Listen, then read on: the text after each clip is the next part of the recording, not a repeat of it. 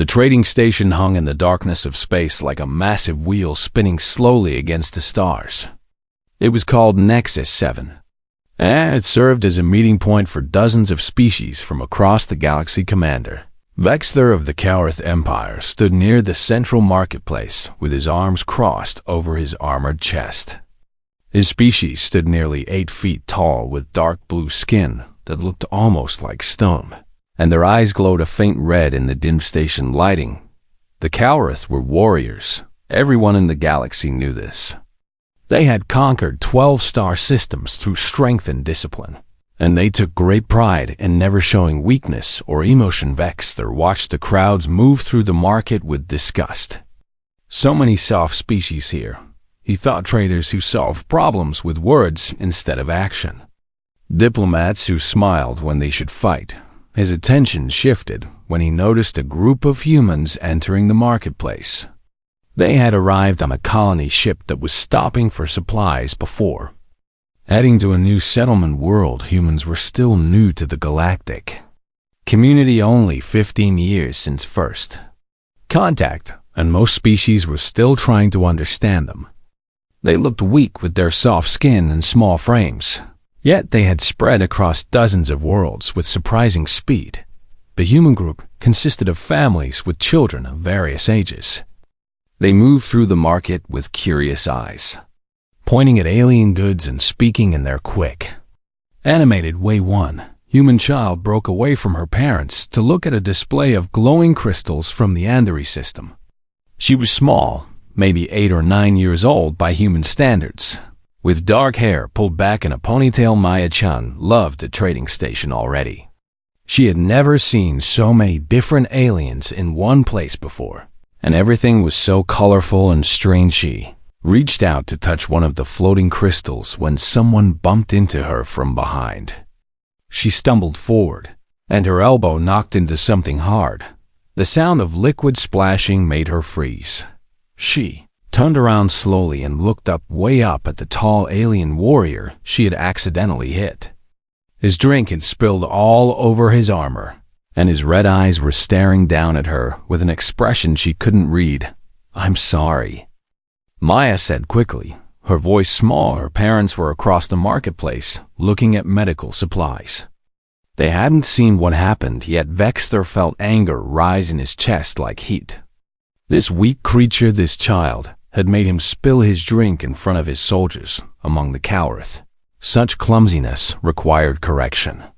Children learned through discipline, through understanding that actions had consequences. "You should watch where you move, small one," Vexter said, his voice like grinding stones. Maya backed up a step. Something in his tone scared her. "I said I'm sorry," she repeated, looking around for her parents. "Sorry is not enough," Vexter replied. His hand moved faster than Maya could react. He struck her across the face with the back of his hand, not with full force, but with enough strength to teach her. Maya flew backward and hit the ground hard. Pain exploded in her arm as she landed, and she heard something crack. The marketplace went silent. Maya couldn't breathe for a moment. The pain in her arm was so intense that she couldn't even scream at first. Then, the sound came, a child's cry of pure agony. "Mama-ya." Her mother's voice cut through the crowd like a knife. Sarah-chan was running before her brain fully processed what she had seen. Her daughter was on the ground, holding her arm at a wrong angle, blood running from her nose. Michael-chan, Maya's father, was right behind his wife. His face had gone completely white. They reached Maya in seconds, and Sarah dropped to her knees beside her daughter while Michael stood and faced the Kaurith warrior. "What did you do?" Michael's voice was quiet, too quiet. Other humans from the colony ship were gathering now. They had heard Maya's cry. Vexter felt no shame. The child had needed correction, and he had provided it. "I taught your offspring to be more careful," he said simply. "She caused me to spill my drink." Michael-chan stood very still. Every muscle in his body wanted to attack this creature, to make it hurt the way his daughter was hurting. But he could see the other Kaurith warriors moving closer, their hands near their weapons. There were at least 20 of them, all armed. You broke her arm, Michael said. And his voice shook, not with fear, but with rage he was barely controlling. Then she will remember the lesson. Vexter replied. Sarah had carefully lifted Maya, who was sobbing in pain. Other humans surrounded them protectively. One of them, a doctor from the colony ship, examined Maya's arm with quick, gentle hands. Broken in 2 places, the doctor said quietly. We need to get her to the medical bay now. The station security arrived then, 3 insectoid Chithraks in their official uniforms. They looked at the scene with their multifaceted eyes. What is happening here? The lead security officer asked. Michael turned to them, still keeping himself between his family and the Calrith. That warrior assaulted my daughter, he said, pointing at Vexter. She's 8 years old, and he broke her arm because she accidentally bumped into him. The Chithrax officers clicked their mandibles together in their version of a sigh. The Calrith have different customs regarding discipline, one of them said. This appears to be a cultural misunderstanding. Cultural misunderstanding, another human said, her voice rising. He attacked a child. We will file a report, the lead Chithrak said. But his tone suggested nothing would come of it. Michael looked at the security officers, then at the Calrith warriors who stood ready for violence, then at his daughter crying in his wife's arms. Every instinct screamed at him to fight. But logic said that would only get them all killed. We're leaving, he said finally. The humans gathered together and moved as a group toward the docking area where their ship waited. They formed a protective circle around Sarah, and Maya. Vexter watched them go with satisfaction. The lesson had been taught, and the humans had shown their weakness by running. What he didn't notice was the look in every human's eyes as they left the cold, calculating stare of predators memorizing a threat on the human colony ship. Maya's arm was set and treated while her parents sat beside her. Other families came to check on her, and children left small gifts and drawings. Captain Rodriguez, the ship's commander, stood in the medical bay doorway and watched the scene with a heavy heart. How is she? He asked quietly. She healed, the doctor replied. But she's terrified. Rodriguez nodded slowly. He was already composing the message he would send back to Earth, to the colonial authority, to the military. Other humans on the station were sending messages to their friends, family, news networks. The story of what happened to Maya Chun was spreading through human space at faster than light speed in the Calra section of the station. Vexter shared drinks with his soldiers and laughed about the incident. Did you see how they ran? One soldier said. Humans talk of peace and cooperation, but they have no spine. Vexter raised his glass in agreement. He had no idea that he had just made the worst mistake of his life. He had no idea that hurting one human child had just triggered a response from an entire species, and he had no idea that humanity's silence in the hours that followed wasn't weakness. It was something far more dangerous. It was calculation. The message traveled through quantum communication relays faster than most ships could fly. Within 6 hours of the incident, every human colony, station, and ship in the galaxy had heard what happened to Maya Chan on Earth. In the halls of the Colonial Defense Ministry, Admiral James Kowalski read the report 3 times. Each time, his jaw clenched tighter. Get me everything we have on the Calrith, he said to his aide. Military positions, trade agreements, economic dependencies, everything. Similar conversations were happening across human space. Corporate executives reviewed contracts with Calrith companies. Colony governors assessed their defensive positions, and military commanders quietly began moving ships. The response wasn't loud or angry. It was silent and systematic on the Galactic Council station. Ambassador Elena Vasquez noticed the change immediately. The normally busy human diplomatic offices had gone quiet. Her assistant, a young man named David Park, entered her office with a tablet.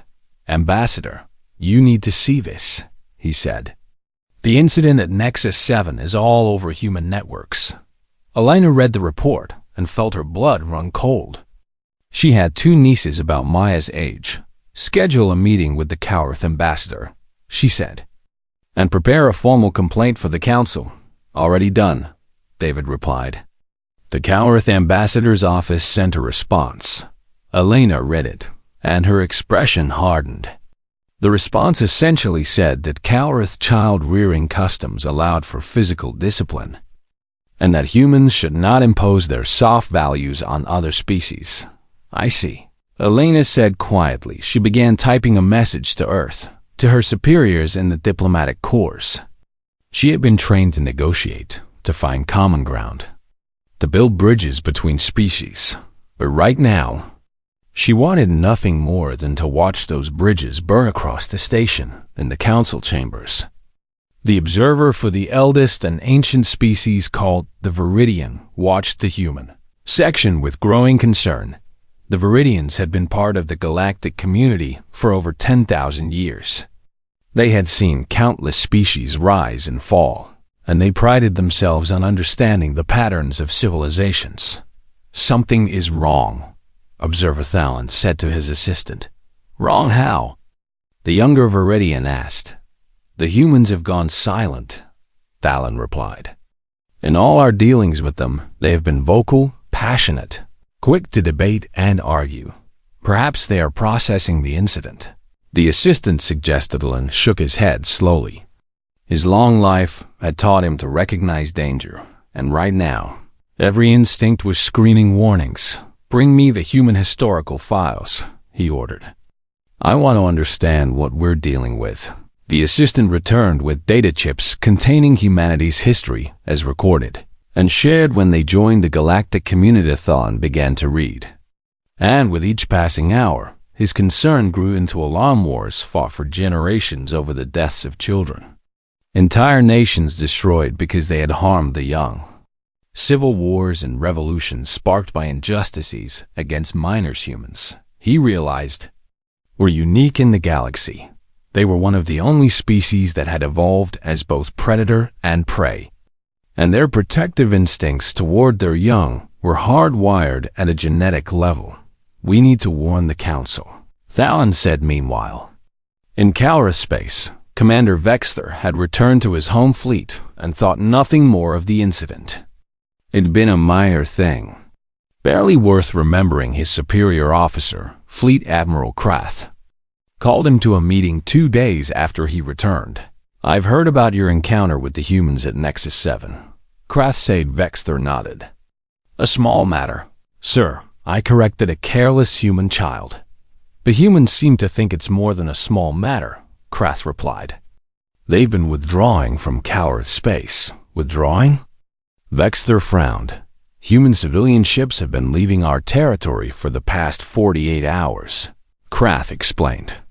Merchants, traders, tourists, all of them finding reasons to depart. They are cowards, Vexter said dismissively. Krath was not so sure. He had fought humans once, 15 years ago during a border dispute. The Cowarth had won that skirmish, but the humans had fought with a ferocity that surprised everyone. They didn't fight like other species, who would retreat when casualties grew too high. Humans fought like they had nothing to lose. I want you to increase patrols along the human border, Krath ordered, and prepare a full status report on our forces. You think they will attack over one child? Vexter asked incredulously. I think we should be prepared for anything, Krath replied. On Earth, in a secure government facility, a meeting was taking place that would change everything. Present were representatives from the Colonial Defense Force, the Department of Interstellar Affairs, the Economic Council, and the Intelligence Services. Let's begin, said Director Sarah Okonkwo of Interstellar Affairs. As you all know, 3 days ago, a Calrath warrior assaulted an 8-year-old girl named Maya Chun at Nexus 7 trading station. She brought up an image of Maya's X-rays showing the broken arm. The Calrath have refused to apologize or acknowledge wrongdoing, she continued. They claim it was a cultural matter of discipline. What are our options? Ask General Thompson from the Defense Force. Diplomatic protest has already been filed and rejected, Okonkwo replied. Economic sanctions are possible. The Calrith depend heavily on human medical technology and computing systems. I have a better idea, said Admiral Kowalski. He stood and activated a holographic display showing Calrith space. For the past 72 hours, we've been cataloging every interaction point between humans and Calrith, he explained. Trade routes, supply chains, technology transfers, medical support. The display lit up with hundreds of connections. We propose a complete economic and social withdrawal. Kowalski continued. Every human company ceases business with Calrith entities. Every human colony closes its borders to Calrith ships. Every trade agreement gets suspended. That's extreme. Someone objected. They broke a child's arm for bumping into them, Kowalski said, his voice like iron. And they laughed about it. The room fell silent. We're not proposing military action yet, Okonkwo added. But we will make them understand that there are consequences for harming human children. What about the Galactic Council? Another person asked. Won't they intervene? Let them, Kowalski replied. We'll explain our position clearly. We tried diplomacy, and we were dismissed. Now we're exercising our right to choose our trading partners. The vote was unanimous within hours. Orders went out to every human entity in the galaxy. Corporations received legal notices about moral breach clauses in their contracts. Colony governors were instructed to close borders. Military units received new patrol assignments. The withdrawal was coordinated, systematic, and absolute in the Galactic Council chambers. Observer Thalen finally got his emergency meeting with the full council representatives from 40 species, gathered to hear his warning. I have reviewed human history extensively, Thalen began, and I believe we are on the brink of a significant crisis. Because of one incident? Asked the Zephrony delegate dismissively. Because humans have a pattern, Thalen replied. They are extraordinarily patient and tolerant until children are involved. When their young are threatened or harmed, they become something else entirely. He displayed data from human history wars, revolutions, the rise and fall of civilizations. They fought a war for 4 years that killed millions over the issue of whether one group could own another, Thalen explained. They fought for decades in various conflicts where children were targeted. They have consistently shown that they will sacrifice everything to protect their young. The Calrith are warriors, said the Calrith Council representative. We do not fear human sentimentality. It's not sentimentality, Thalen replied urgently. It's biology. Humans evolved as cooperative breeders. Their entire social structure is built around protecting children, not just their own genetic offspring, but any child. What are you suggesting? Asked the council mediator. I'm suggesting that the Calrith apologize immediately and make restitution, Thalen said, before this escalates beyond control. The Calrith did not apologize to lesser species. Their representative Declaradolin sat back in his seat and felt a deep sadness settle over him. He had lived for 3,000 years and had seen this pattern before, pride that led to destruction. Then I fear for what comes next, he said quietly back on the human colony ship. Maya Chun sat in her room with her arm in a cast. Other children had signed it with drawings and messages. Her mother entered and sat beside her on the bed. How are you feeling, sweetheart? Sarah asked. My arm hurts, Maya said. But Mom, why did he hit me? I said I was sorry. Sarah felt tears burning in her eyes, but she held them back. Because some people think that being strong means hurting others, she explained. But they're wrong. Real strength is being kind, even when others aren't. Are we going to be okay? Maya asked. Sarah pulled her daughter close carefully, mindful of the broken arm. Yes, baby, she said. We're going to be just fine. She didn't tell Maya about the messages she had seen from Earth. About the military movements, about the economic sanctions. She didn't tell her daughter that across human space, millions of people had seen her picture and were demanding justice. She just held her and wished that the galaxy understood what they had unleashed when they hurt a human child. At exactly 0600 hours Earth Standard Time, 72 hours after the incident, the withdrawal began on Calith Prime, the homeworld of the warrior species. Trade Minister Vorn received the first notification. It was from Stellar Medical Corporation, the largest human medical technology company operating in Calith space. This is to inform you that due to Moral Breach Clause 7B in our contract, we are immediately suspending all operations in Calith territory. The message read, all human personnel will be evacuated within 24 hours, and all equipment sales and maintenance agreements are hereby terminated. Vorn stared at the message in confusion. Moral breach clause? Over what? Then the next message arrived from Chung Computing, from Navarro Industries, from Earth Pharmaceuticals.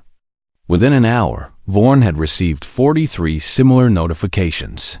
Get me the human ambassador. He shouted to his aide, Sir, the human embassy has been closed. The aide replied nervously. They evacuated their staff this morning. Vorn felt the first stirring of real concern at Nexus 7 station, where the incident had occurred. The change was dramatic. The human section of the trading post stood empty, shops closed, residences abandoned. The station master, a four-armed Quellan named Brix, walked through the deserted corridors with growing alarm. Humans represented 30% of the station's economy. Where did they all go? Brix asked his security chief. They left yesterday, the Chithrax replied. Every human resident, merchant, and visitor. They were very polite about it, paid all their outstanding debts, fulfilled all their immediate contracts, and then departed. Why? Brix demanded. The security chief shifted uncomfortably. It seems to be related to the incident with the Calith and the human child. That was resolved. Brix said, we filed a report. Perhaps the humans don't think it was resolved. The security chief suggested on the Galactic Council station. The emergency session was in chaos. This is economic warfare. The Calith representative roared. The humans are punishing us for a minor cultural disagreement. Ambassador Elena Vasquez sat calmly at the human delegation table. She had been preparing for this moment for days. If I may address the council, she said. Her voice cutting through the noise, the chamber quieted. The Calith representative claims this is about a minor disagreement. Elena began. Let me clarify what actually happened. She activated a holographic display showing medical scans, station security footage, and witness statements. A Calith warrior struck an 8-year-old child with enough force to break her arm in 2 places. Elena said, he did this because she accidentally bumped into him and made him spill a drink. She paused to let that sink in. We filed a formal complaint. The Calith government rejected it and claimed this was acceptable discipline, Elena continued. We requested an apology and compensation for the child's family. We were told that humans are soft and should not impose our values on others. The council members shifted uncomfortably. So let me be absolutely clear, Elena said, and her voice dropped to a tone that made several delegates shiver. We are not engaging in economic warfare. We are simply exercising our right to choose who we do business with, who we trade with, and who we allow into our space. The humans are punishing all Calith for one individual's actions. The Calith representative protested. No, Elena replied. We are holding the Calith government accountable for refusing to take responsibility. If they had apologized, if they had made amends, we wouldn't be here. You cannot do this. The Calith representative said. Elena smiled, but there was no warmth in it. Yes, we can, she said simply. And we will continue to do so until justice is served. She stood and gathered her materials. Humanity tried diplomacy. She said to the entire council, we asked nicely, We followed your procedures. We gave the Calrith every opportunity to make this right. They chose pride over justice. Now they will live with the consequences. As Elena left the chamber, Observer Thalen caught her in the corridor. Ambassador Vasquez. He called Elena, stopped, and turned to face the ancient Viridian, Observer Thalen. She acknowledged, "I have studied your species' history." Thalen said quietly, "I know what you're capable of when your children are threatened." "Then you understand why we're doing this?" Elena replied, "I do." Thalen said, "But I fear the Calrith do not. They think this is the worst you can do: economic sanctions and diplomatic protests." Elena's expression hardened. "They should hope it is," she said in Cower Space. The effects of the human withdrawal were becoming catastrophic. Medical facilities that relied on human diagnostic equipment found their machines shutting down as maintenance contracts expired.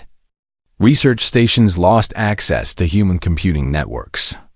The Calrith military discovered that 20% of their supply chain depended on human components. Fleet Admiral Krath stood in the war room of the Calrith High Command and studied the reports with growing alarm. "This is worse than I thought," he said to his staff. "It's just economics," one of his advisors said dismissively. "We are warriors, not merchants. We can survive without human trade, can we?" Krath asked. He pulled up a strategic analysis.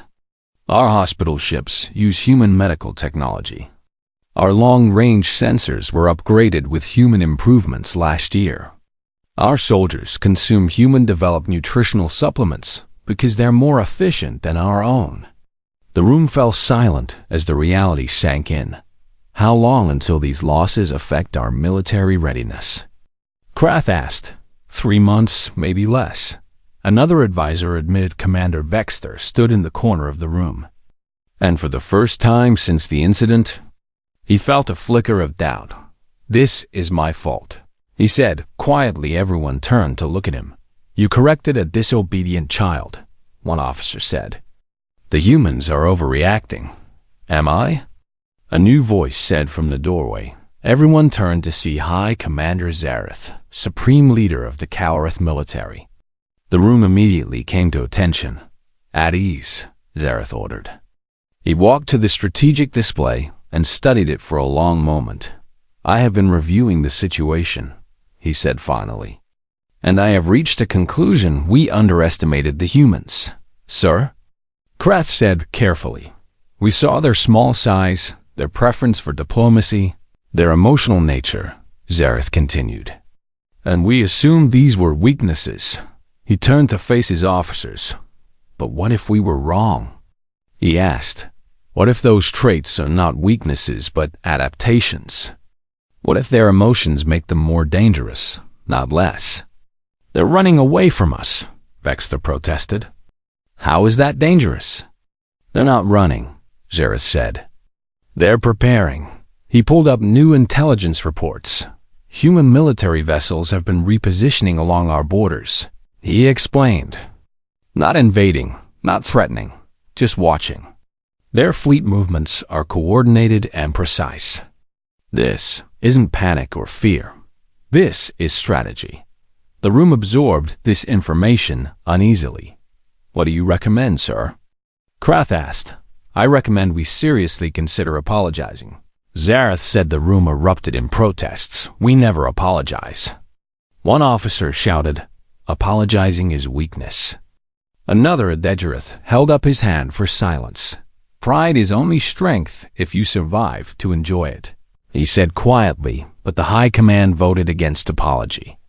The Calrith had never apologized to another species, and they would not start now on Earth in the Defense Ministry. Admiral Kowalski received the news. "The Calrith have rejected all diplomatic overtures," his aide reported. "They're calling our actions cowardly economic manipulation." Kowalski nodded slowly. He had expected this.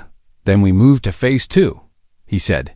"Sir, Phase 2 involves—" "I know what it involves," Kowalski interrupted. Send the orders across human space. Military vessels receive new instructions. Border patrols were increased.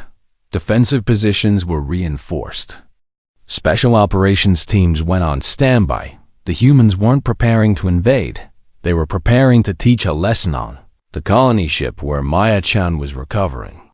Her father Michael stood on the observation deck and looked out at the stars. Another parent, a woman named Dr. Lisa Martinez, joined him. "How's Maya doing?" Lisa asked. "Better," Michael replied. "She's scared, but she's tough. I heard what's happening back home," Lisa said. "The sanctions, the withdrawals," Michael nodded. "Good," he said simply. "You think it will be enough?" Lisa asked. Michael was quiet for a moment. "I hope so," he said finally. "Because if it's not, then what comes next won't be sanctions and diplomatic protests. What will it be?" Lisa asked. Though she thought she knew the answer, Michael turned to look at her, and his eyes held a coldness she had never seen before. "Justice," he said back on the Galactic Council station. Observer Thalon sat in his office and reviewed the latest reports with a heavy heart. The humans had drawn a line, clear and unmistakable. They would not tolerate harm to their children. Not from anyone, not for any reason. The Cowrath, blinded by pride and tradition, could not see the danger they were in. Thalon had lived for 3,000 years and had seen countless conflicts. He recognized the pattern that was emerging. This wasn't going to end with economics and diplomacy. This was going to end in blood. He just hoped that when it did, the galaxy would learn the lesson humanity was trying to teach. "Never hurt a human child," he whispered to himself. "Never, ever hurt a human child." The words felt like a prayer and a warning all at once. The Cowrath military frigate Shadow of Victory prowled through neutral space on what its captain called patrol mission. Fleet Admiral Krath had authorized the operation, personally, not an invasion, just a show of strength. The Cowrath were warriors, and they would not be intimidated by human economic pressure. Captain Drex commanded the Shadow with pride. His crew was elite, his weapons were ready, and his orders were clear: find human vessels and remind them that the Cowrath still controlled this region of space. "Sir." "Sensor contact," his navigator reported. "Human vessel, medical frigate class, bearing 270 Mach 15. Drex smiled. "Medical ship? What's it doing out here?" "Transponder identifies it as the UHM's Nightingale," the navigator replied. "It appears to be en route to the new Singapore colony, a hospital ship," Drex mused. Alone and undefended, his first officer looked uncertain. "Sir, the Galactic Convention protects medical vessels during times of—" "We're not at war," Drex interrupted. "We're simply going to inspect their cargo. The humans have been acting suspiciously, and we have every right to ensure they're not smuggling weapons." "Sir, that's clearly just— Are you questioning my orders?" Drex asked dangerously. The first officer fell silent. The Shadow of Victory altered course to intercept aboard the Nightingale. Captain Jennifer Walsh was reviewing supply manifests when her sensor officer called out, "Captain, we have a Cowrath warship approaching on intercept course." Jennifer felt her stomach tighten. She had read the reports about Maya Chen, had seen the footage of the incident. Every human in the fleet knew what was happening. "Hail them," she ordered. "They're not responding to hails." Communications reported, "Shields up, but do not arm weapons," Jennifer said. "We're a hospital ship. We're protected under galactic law." The Cowrath frigate came alongside, and Jennifer could see weapon ports opening. "They're targeting us," Tactical reported. Her voice tight. "Send a distress signal on all channels," Jennifer ordered. "And make sure our recorder buoys are active." The Cowrath boarding party breached the Nightingale's airlock with weapons. Drawn Jennifer and her crew stood in the main corridor with their hands visible and empty. "I am Captain Jennifer Walsh," she said calmly. This is a medical vessel operating under Galactic Convention protection. You have no authority to.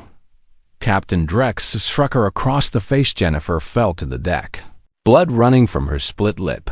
You will be silent, Drex said. We are here to inspect your cargo. The Calrith soldiers moved through the ship, ransacking medical bays and storage areas. They were looking for weapons, but all they found were medical supplies in one of the patient wards. A young girl lay in a medical bed recovering from surgery. Her name was Emma, and she was 6 years old. She had been injured in an accident on New Mars Colony and was being transported to the advanced medical facility on New Singapore. The Calrith soldiers entered her ward, and Emma started crying. Please don't hurt me, she whispered. One of the soldiers, not cruel by nature, but following orders, moved to search the room. Emma, terrified, tried to get out of bed and fell. She hit the floor hard, and her fresh surgical stitches tore open the ship's doctor. A man named Richard Chun, no relation to Maya, rushed to Emma's side. She just had surgery. He shouted at the Calrith soldiers. She could bleed out. A Calrith soldier, startled by the sudden movement and shout, fired his weapon reflexively. Richard Chun died instantly. Emma screamed. Captain Drex heard the weapon fire and rushed to the ward. He saw the dead doctor, the bleeding child, and his soldiers standing there with a smoking weapon. For the first time in his military career, Drex felt real fear. What have you done? He whispered. He rushed at me. The soldier protested. I thought he was attacking. Drex's mind raced. This was supposed to be a simple intimidation mission. No one was supposed to die. Get back to the ship, he ordered. Now.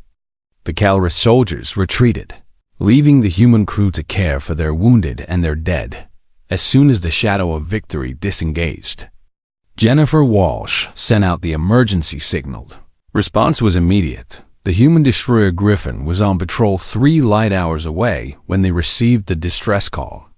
Captain Marcus Rivera read the report twice, his face growing darker with each word. How long until we can reach the Nightingale? He demanded. 2 hours at maximum speed. His navigator replied. Get us there in 1, Marcus ordered. And send a priority flash to Fleet Command. The Calrith have attacked a hospital ship and killed our people. The message reached Earth 6 hours later. Admiral Kowalski stood in the secure conference room with the Joint Chiefs, the Secretary of Defense, and a direct line to the President. They killed 2 of our medics and wounded a 6-year-old patient, Kowalski said, his voice carefully controlled. On a clearly marked hospital ship in neutral space, without provocation. Where is the Calrith vessel now? The President asked. We're tracking it, Kowalski replied. It returned to Calrith space, specifically to the Outpost Gamma Station. Options? The President asked. We have special operations teams ready, Kowalski said. We can extract the responsible parties and bring them to trial. Extract them from Calrith space? Someone asked. That's an act of war. They fired first, Kowalski replied. And they fired on a hospital ship? That's already an act of war, by any reasonable definition. The President was silent for a long moment. If we do this, we need to be surgical, she finally said. No civilian casualties, minimal collateral damage. We take only those responsible. Understood, Kowalski said. And Admiral, the President added, make sure the galaxy sees exactly what we're doing and why. I want there to be no doubt about who the aggressors are here.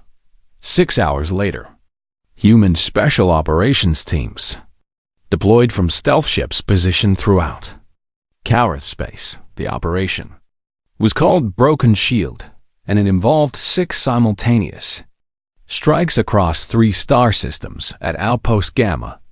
The Calrith soldiers from the Shadow of Victory were celebrating their victory over the human hospital ship when the lights went out. The human special forces team breached the station so quietly that the first Calrith Knew of their presence was when stunners started firing Captain. Drex was in his quarters when his door exploded inward. 3 human soldiers in advanced combat armor swept into the room. Captain Drex of the Shadow of Victory. One of them said in perfect Cowrith, "You are under arrest for attacking a protected medical vessel and for murder of non-combatants." Drex reached for his sidearm. The stun blast hit him before his hand touched the weapon. Similar scenes played out across the station. Within 20 minutes, every Cowrith soldier who had participated in the raid on the Nightingale was in custody. The human team left as quietly as they had arrived. And when station systems came back online, the Cowrith security forces found a message displayed on every screen. The individuals we have taken will be tried in human courts for their crimes. If the Cowrith government had provided justice when we asked peacefully, this would not have been necessary. On Cowrith Prime, High Commander Zareth received the news in the middle of the night. They did what? He asked in disbelief. Human special forces infiltrated 6 of our military installations, his aide reported. They extracted 23 personnel total, everyone involved in the attack on the hospital ship. How many casualties did they inflict? Zareth demanded. None, the aide replied. They used non-lethal weapons throughout. The only damage was to security doors and systems, all of which can be repaired. Zareth sat down heavily. They could have killed everyone on those stations, he thought. They could have destroyed our defenses, could have taken hostages, but they didn't. They took only the guilty parties. Get me Fleet Admiral Krath, Zareth ordered when Krath arrived. Zareth shared the news. They showed us mercy, Zareth said quietly. They could have destroyed us, but they only took those responsible. Is it mercy or weakness? Krath asked. It's neither, Zareth replied. It's controlled, terrifying control. He pulled up tactical analyses of the human operation. Look at this, he said. They bypassed our best security, neutralized our forces without killing anyone, and extracted their targets from the heart of our territory, all within hours of the attack on their hospital ship. They've been planning this, Krath realized. Longer than that, Zareth said. They've been studying us, mapping our systems, identifying our vulnerabilities. They've been preparing for this scenario since the first incident with the child. What do we do? Krath asked before Zareth could answer. A new message arrived broadcast on all frequencies. Sent to every station and ship in Cowrith space. It was from Admiral Kowalski. The message was simple and direct. People of the Cowrith Empire, your warriors attacked one of our children and broke her arm. We asked for justice, and you refused. Your warriors then attacked a hospital ship, killed our people, and wounded another child. We have taken those responsible, and they will face trial in our courts. We could destroy your military. We could devastate your worlds. We have proven we have the capability. We choose not to do so, because we are not monsters. But understand this, we will not ask again. The next time a Cowrith harms a human child, there will be no negotiation, no warnings, no mercy. You have 72 hours to respond to our terms. Public apology from your high command. Reparations to the families of all victims. And participation in a cultural exchange program so this never happens again. If you refuse, we will dismantle your military piece by piece until you have. 6 months after the incident at Nexus 7, the Galactic Council chambers were filled to capacity. Representatives from every member species had gathered for what was being called the most important session in the Council's history. Ambassador Elena Vasquez sat at the human delegation table with a carefully neutral expression. Beside her sat Admiral Kowalski in full dress uniform. And behind them stood Captain Jennifer Walsh, who had survived the attack on the Nightingale. At the Cowrith table sat High Commander Zareth, Fleet Admiral Krath, and in prisoner restraints, but present at his own request, Commander Vex Thor, council mediator, a Viridian named High Judge Thalen, who had replaced the previous mediator, called the session to order. We are here to address the resolution of what has become known as the Chun incident, Thalen began, and to establish protocols to prevent such conflicts in the future. He turned to Zareth. High Commander, you requested to address this council. You may proceed. Zareth stood, and every eye in the chamber focused on him. For a proud warrior species to stand before the galaxy like this was unprecedented. 6 months ago, one of my warriors struck a human child, Zareth said, his voice carrying clearly. He broke her arm because she had accidentally bumped into him and caused him to spill a drink. The chamber was silent. When the humans asked for justice, we refused, Zareth continued. We claimed it was our cultural right to discipline as we saw fit. We called them weak for caring so much about one child. He paused and looked directly at the human delegation. We were wrong, he said. And those 3 words seemed to cost him everything. We were wrong about the humans. Wrong about their nature. Wrong about what their compassion means, Zareth continued. We mistook kindness for weakness and patience for cowardice. He gestured to the tactical displays.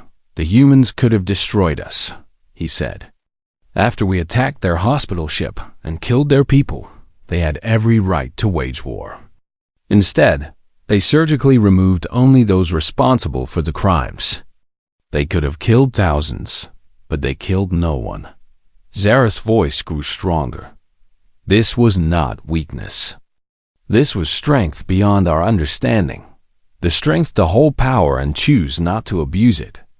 The strength to pursue justice instead of vengeance.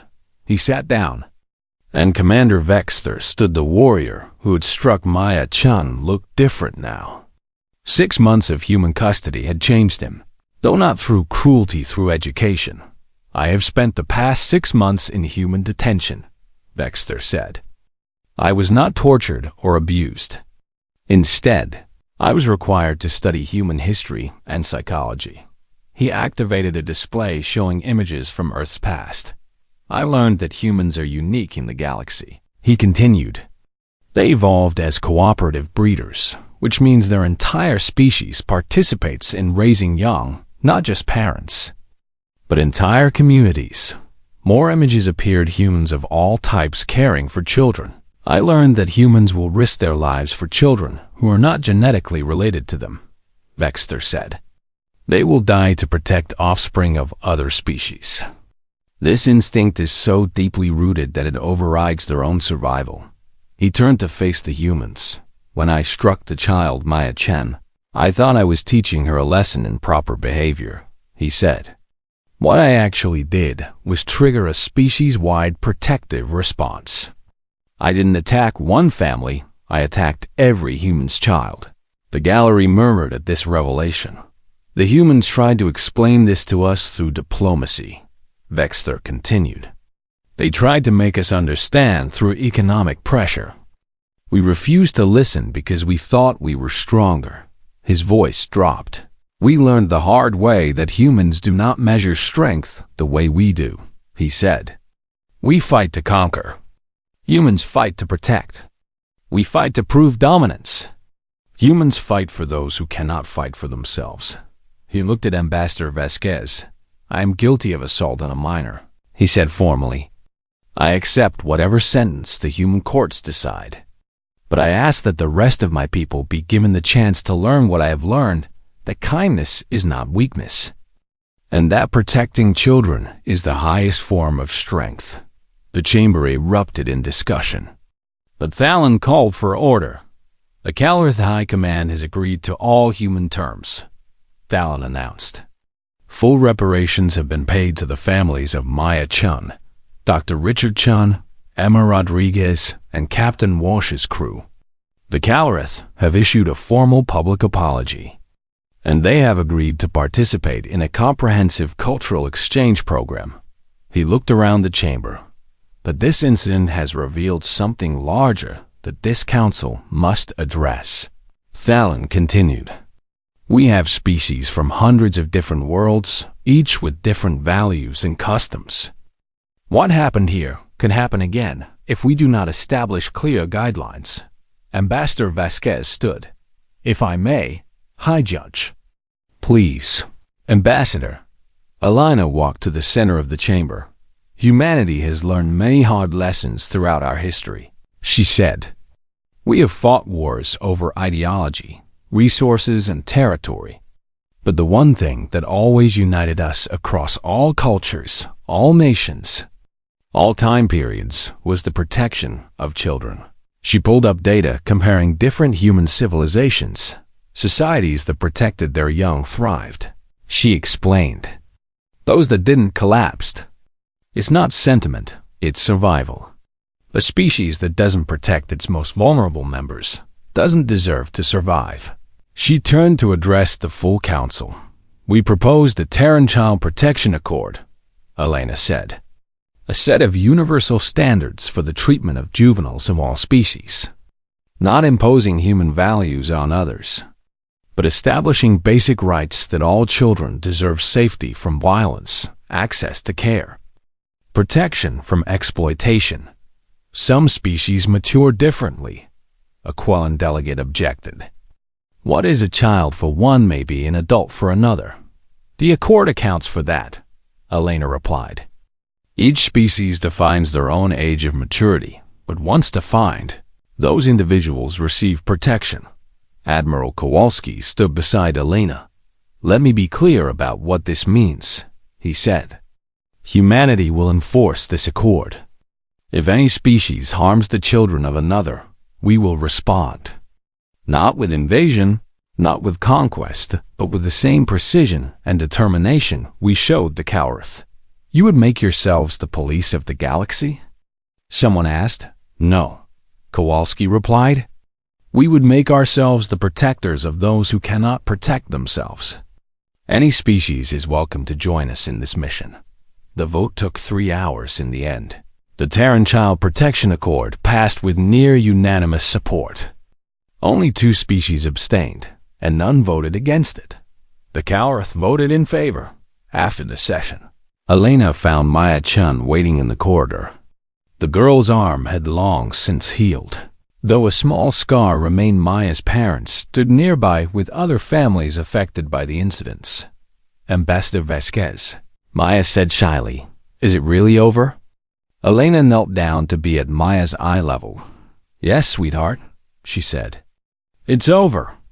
And because of you, children across the galaxy are going to be safer. Because of me? Maya asked, confused. Because you were brave, Alina explained. You told people what happened, and you let humans everywhere know that we need to protect each other. Maya thought about this. I wasn't brave, she said quietly. I was scared.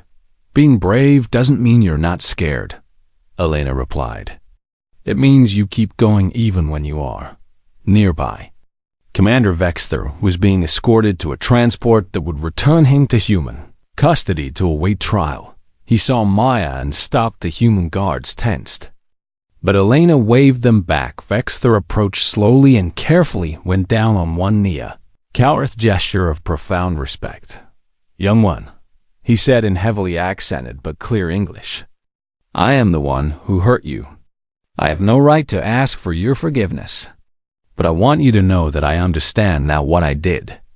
Maya looked at this huge alien warrior who had caused her so much pain. She was quiet for a long moment. Then she said, something that would be recorded in galactic history. My mom says that real strength is being kind even when others aren't, Maya said. So I forgive you, but you have to promise never to hurt any other kids. Vexter bowed his head. I promise, he said. On my honor as a warrior and my shame as a fool, I promise.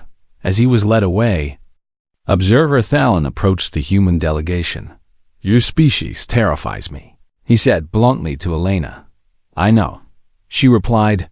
Not because of your violence, Talon continued, but because of your restraint. You had the power to destroy an entire civilization, and you used it only to teach them better. We're not monsters, Alina said quietly. We're just parents trying to keep our children safe. That's what terrifies me, Talon said, because I have seen what parents will do when their children are threatened. I have lived for 3,000 years, Ambassador, and I have never seen a species with such capacity for both creation and destruction. He paused. The Calrith hurt one of your young and learned a lesson that will echo through the galaxy for generations, Talon said. They learned that humans will give you chances, will try diplomacy, will offer peace, but if you harm their children, they will pursue you to the ends of the universe. Elena smiled sadly. That's not a threat, Observer, she said. It's just nature. Every species protects its young. We're just more organized about it. No, Fallon replied. Most species protect their own genetic offspring. Humans protect their children. That makes you unique and uniquely dangerous. Over the following months, the Terran Child Protection Accord was implemented across the galaxy.